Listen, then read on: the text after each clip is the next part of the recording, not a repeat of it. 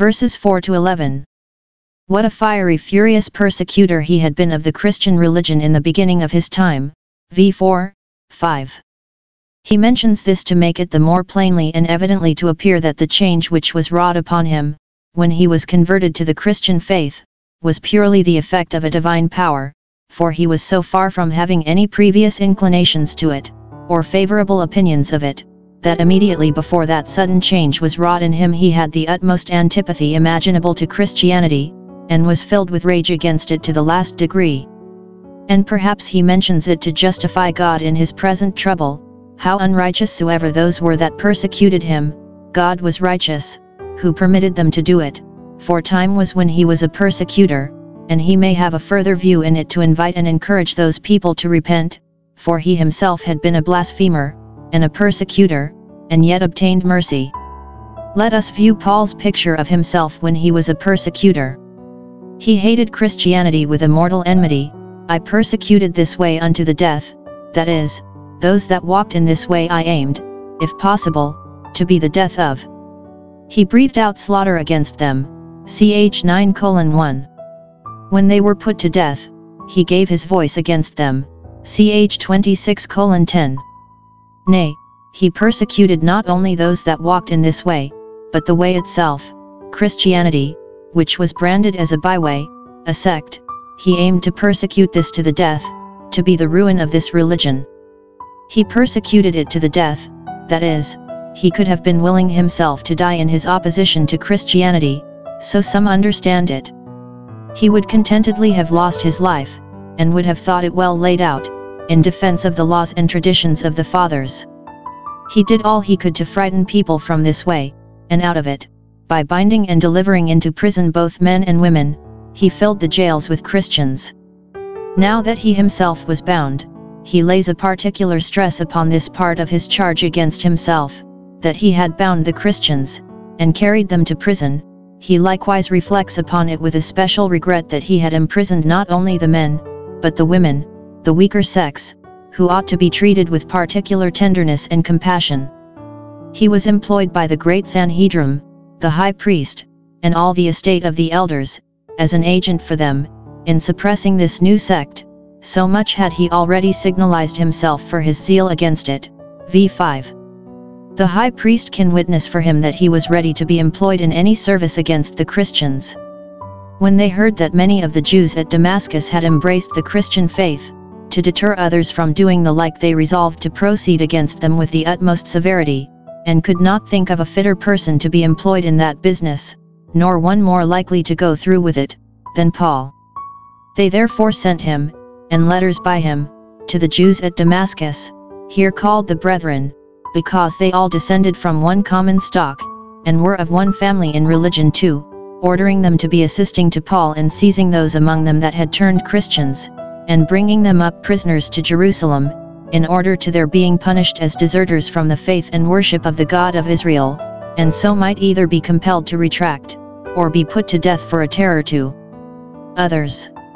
Thus did Saul make havoc of the church, and was in a fair way, if he had gone on a while, to ruin it, and root it out. Such a one, says Paul, I was at first, just such as you now are. I know the heart of a persecutor, and therefore pity you, and pray that you may know the heart of a convert, as God soon made me to do. And who was I that I could withstand God? In what manner he was converted and made what he now was. It was not from any natural or external causes. He did not change his religion from an affectation of novelty, for he was then as well affected to antiquity as he used to be, nor did it arise from discontent because he was disappointed in his preferment, for he was now, more than ever, in the way of preferment in the Jewish church. Much less could it arise from covetousness or ambition or any hope of mending his fortune in the world by turning Christian, for it was to expose himself to all manner of disgrace and trouble, nor had he any conversation with the apostles or any other Christians, by whose subtlety and sophistry he might be thought to have been wheedled into this change. No, it was the Lord's doing, and the circumstances of the doing of it were enough to justify him in the change. To all those who believe there is a supernatural power, and none can condemn him for it, without reflecting upon that divine energy by which he was herein overruled. He relates the story of his conversion here very particularly, as we had it before, ch. 9, aiming to show that it was purely the act of God. 1. He was fully bent upon persecuting the Christians just before Christ arrested him as ever. He made his journey, and was come nigh to Damascus, v. 6, and had no other thought than to execute the cruel design he was sent upon. He was not conscious of the least compassionate relentings towards the poor Christians, but still represented them to himself as heretics, schismatics, and dangerous enemies both to church and state. It was a light from heaven that first startled him, a great light, which shone suddenly round about him, and the Jews knew that God is light, and his angels angels of light, and that such a light as this shining at noon, and therefore exceeding that of the sun, must be from God. Had it shone in upon him into some private room, there might have been a cheat in it, but it shone upon him in the open road, at high noon, and so strongly that it struck him to the ground, v. 7, and all that were with him, ch. 26:14. They could not deny but that surely the Lord was in this light.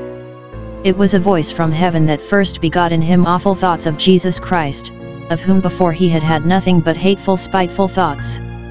The voice called to him by name, to distinguish him from those that journeyed with him, Saul, Saul, why persecutest thou me?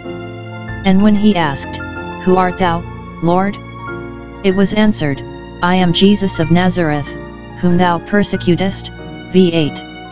By which it appeared that this Jesus of Nazareth, whom they also were now persecuting, was one that spoke from heaven, and they knew it was dangerous resisting one that did so, Hebrew 12:25. Lest it should be objected, how came this light and voice to work such a change upon him, and not upon those that journeyed with him? Though, it is very probable, it had a good effect upon them, and that they thereupon became Christians, he observes that his fellow travelers saw indeed the light, and were afraid they should be consumed with fire from heaven, their own consciences, perhaps, now telling them that the way they were in was not good, but like Balaam's when he was going to curse Israel, and therefore they might expect to meet an angel with a flaming glittering sword, but, though the light made them afraid, they heard not the voice of him that spoke to Paul, that is, they did not distinctly hear the words. Now faith comes by hearing, and therefore that change was now presently wrought upon him that heard the words, and heard them directed to himself, which was not wrought upon those who only saw the light, and yet it might afterwards be wrought upon them too.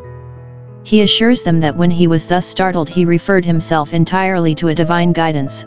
He did not hereupon presently cry out, Well, I will be a Christian, but, what shall I do, Lord? Let the same voice from heaven that has stopped me in the wrong way guide me into the right way, v. 10. Lord, tell me what I shall do, and I will do it.